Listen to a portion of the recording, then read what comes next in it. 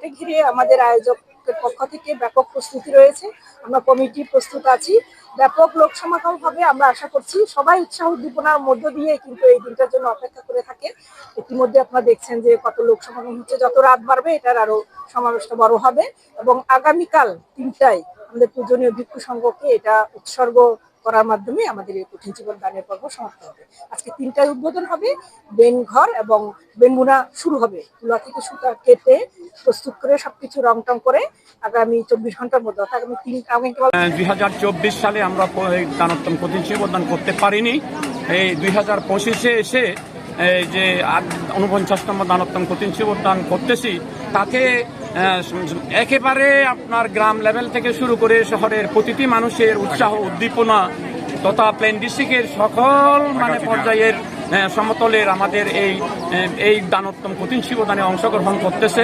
আশা করতেছি এবারে প্রচুর লোক সমাগম হবে এবং উৎসাহ উদ্দীপনার মধ্যে আমরা সহযোগিতার মাধ্যমে আপনাদের সহযোগিতার মাধ্যমে আমরা সম্পাদন করতে পারবো। তথা ভারতের সেই মহারাষ্ট্র থেকেও আমাদের 45 জনের মতো ধর্মীয় সেই প্রতিনিধি এবং পুণ্যার্থী আমাদের এখানে অংশগ্রহণ করেছেন। অশেষ অশেষ ধন্যবাদ।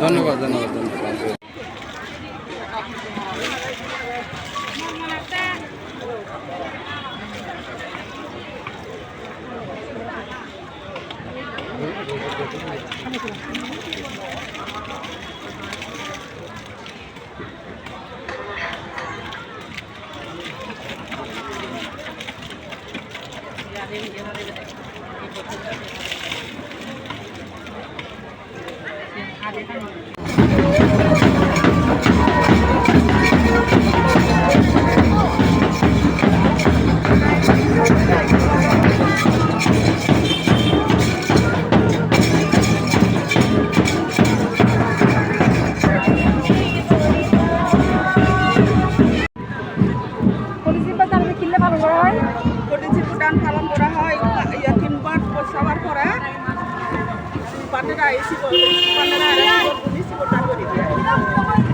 আপনারা কি কিছু উৎসর্গ করেন বান্ধবদেরকে? পরিষ্কার দান, একটা দিকে বলেন। দান, পরিষ্কার দান, দান, দান দান করে দেওয়া পানি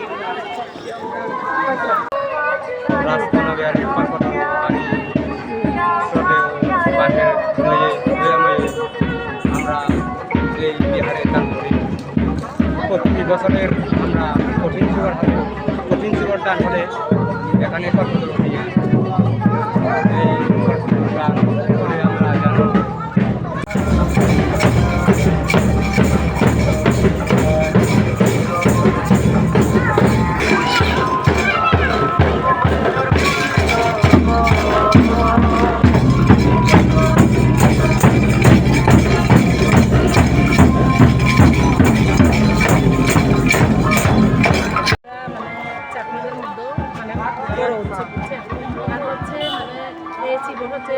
মেন তুলা থেকে সুতা তৈরি করে বেন বুনন, বুঝছেন? এটা হচ্ছে শিবর যাকে বলা হয়, হচ্ছে বান্ধবদেরকে দাম